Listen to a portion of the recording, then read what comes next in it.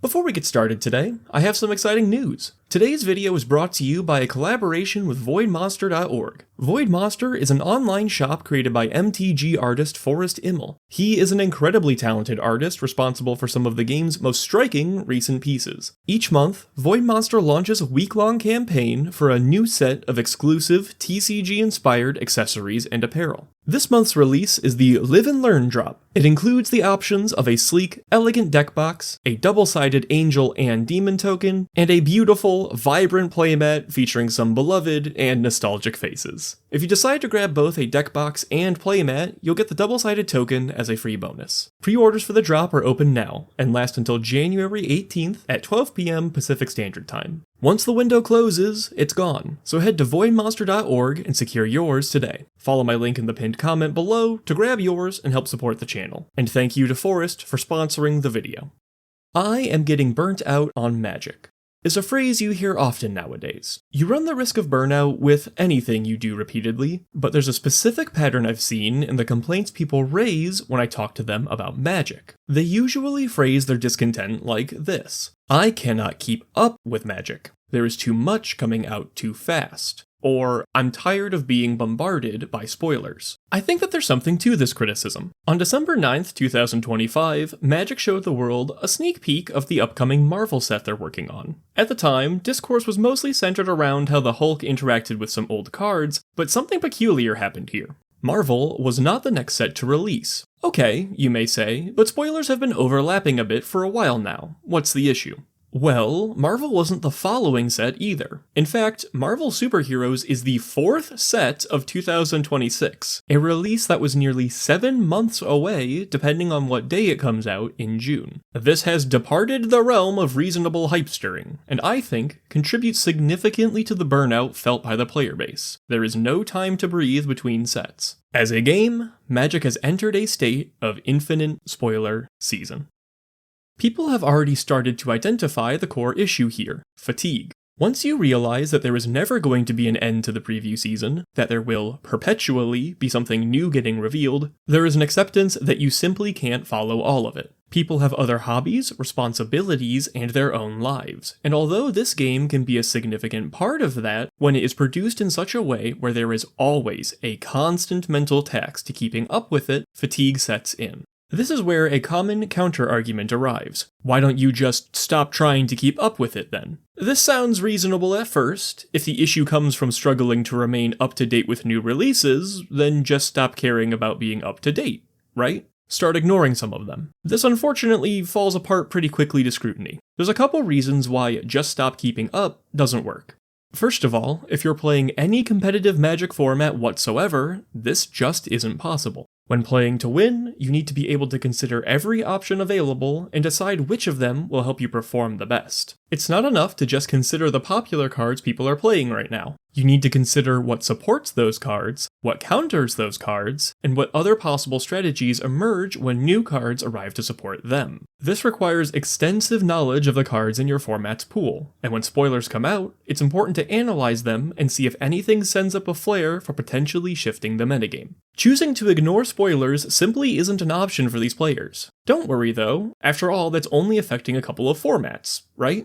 Like, Draft, Standard, Modern, Legacy, Pauper, Pioneer, and maybe Vintage if something goes horribly wrong? Yeah, so practically everything that isn't a casual format like Commander. But even in Commander, you can't entirely ignore spoilers for sets you don't care about. Sure, you may not be playing these cards, but your opponents absolutely will be. If someone sits down across from you with a Lessons deck from the recent Avatar set, and you have not interacted with this product at all, then you will have no idea what this deck is capable of until they perform it for you. Good threat assessment won't be possible until you've played against them several games and been blindsided by problems you didn't even know existed. Keeping up with the news, releases, and spoilers is important for all Magic players. These circumstances lead to a scenario where you are either A, ignoring many Magic releases and relegating yourself to being the person everyone is complaining about right now, a hobby tourist type that only plays Commander and has very little connective tissue to the rest of the game as a whole,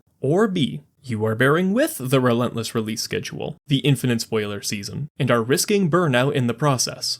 Okay, so we've identified a problem, but what causes the infinite spoiler season? Why do we have this lack of downtime in between sets? There's a number of reasons. Number 1, too many releases. For the longest time, Magic sets released 4 times per year. At this rate, the sets, and their spoiler seasons, had space to breathe before the next one started up. From the standpoint of burnout, this worked. Before and around a new release, we could analyze, theorycraft, and brew new strategies. Then, during downtime, we could perform with what we found worked and slowly refine decks. This is no longer the case. In 2026, we have 7 major releases, a schedule nearly doubly as busy. With this many more sets in the same amount of time, that timeline becomes a lot more crowded. The downtime gets eaten up by the surrounding spoiler seasons. And this is just considering the primary set releases. Supplementary products tend to cloud this. Ideally, for a major Magic set, some of the product is teased to give the audience an idea of the set's mechanics and value. The majority of the set is secret and made public either around or on release day. Most other Magic products don't play by these rules. Secret layers in general are designed to be entirely spoiled. There is nothing obfuscating what you will get in them. It is a certain, guaranteed array of cards that has no variance. Commander precons are similar.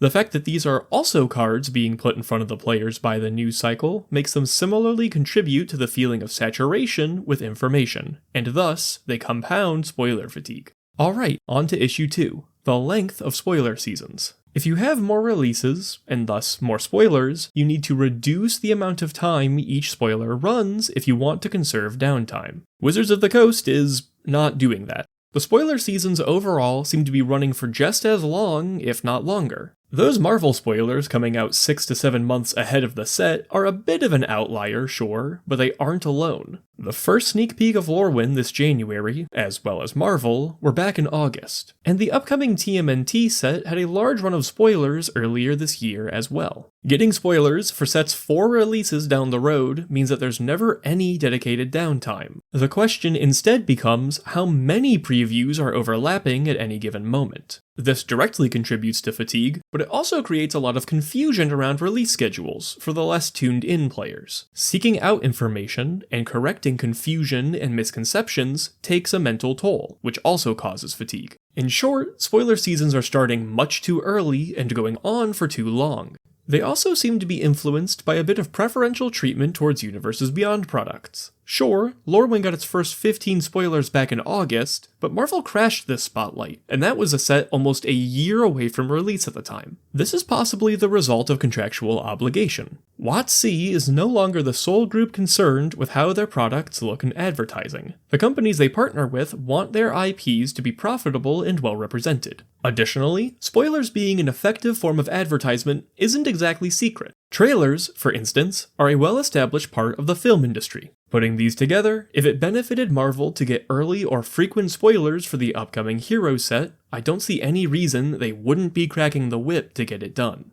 Speaking of which, we've stumbled onto the next contributor for Eternal Spoiler Season. Spoilers are profitable. When it comes to selling a product, advertising is the name of the game. If people don't know about a product, they can't buy it. Releasing spoilers essentially generates its own advertising through content creators. As soon as a spoiler is released by WotC, people whose job it is to talk about Magic will make videos and articles detailing what was in it, capitalizing on the excitement of new information. Most of these videos aren't paid for by WotC, and so, if even one person watching them wasn't previously aware of the set, boom, free advertising.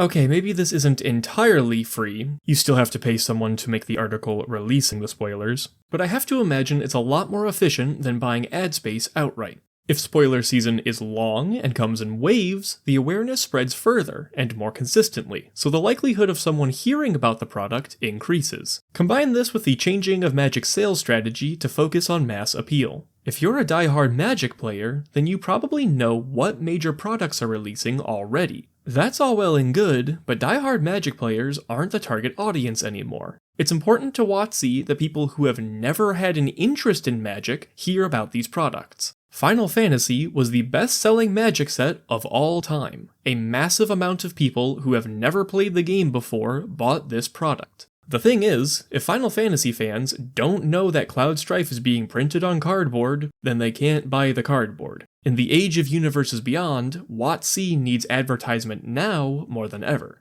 This couples nicely with pre-ordering. Magic products have a set release date. You can't generally get access to them early. That won't stop you from being able to spend money though. Right there on Lorwyn's page is a place to pre-order the product. Without pre-orders, WotC can only secure interest in a sale. But with pre-orders, WotC can secure actual sales. Sure, they're through retailers for the most part, try not to look at the Amazon link or how they handle secret layers, but my point is that this practice encourages WotC to keep spoiler seasons long and overlapping. So what can be done about this? A couple of things. Most obviously, WotC could decrease their frequency of releases for Magic the Gathering sets. Yeah, I'm not holding out hope for this one. On a more realistic note, the amount of time spent on spoilers could be decreased. Lorwyn received a very early first impression, but there was a long period of silence on it between then and the big month of influx in spoilers we got recently. Coincidentally, I don't know anyone who's having issues keeping up with Lorwyn news. This leaves gaps for downtime to take place, giving players more time to digest new information. The preview season could also be capped to a certain limit before the set's individual releases. You know, something like there will be no spoilers further than 2 months before a set's release. This would prevent spoilers from double or triple overlapping with each other. I think this is a bit unrealistic, unfortunately, but a compromise could be struck. Again, see Lorwyn. Early, limited number of teasers with its initial announcement, and then a timely, actual spoiler season. Is there any hope for this actually happening in the future? I don't know, maybe? Lorwyn, like I keep saying, is a step in the right direction, but I'm distrusting by nature. So I'm going to bring up that this is not necessarily evidence of WotC showing restraint. It could easily be the result of just the way resources are allocated. If the marketing people are hard at work on Avatar, Marvel, and TMNT, then that just leaves fewer people to focus on spoilers for Lorwyn. Of course, this is just based on speculation, not evidence, and I would love to be wrong. If more sets are handled like Lorwyn, then I'd actually be quite positive about the direction of spoilers going forward. Hopefully, this is the case, but we'll have to wait and see. But maybe I missed something about how spoilers work, or there was another set that handled them really well recently. If you think that's the case, then tell me about it in the comments below. The holidays were nice, but I missed getting to read through them while I was gone. If you enjoyed the video, I'd appreciate it if you liked it and maybe shared it around with your friends. This channel grows when you guys decide it does, and I wake up every day humbled by how much you all care. If you enjoy the format of this video, then subscribe to the channel to hear about it when I upload. I have a Discord where I get together with patrons and we talk about Magic directly. I also have a Blue Sky where you can see all of the late night hot takes I develop, so follow me there if you enjoy that sort of thing. Thank you again to Forest and Voidmonster for sponsoring the video. Don't forget, their Live and Learn drop pre-orders are open until January 18th. Please use the link in my pinned comment when you decide to head over there. Thank you so much for watching, and have a wonderful rest of your day.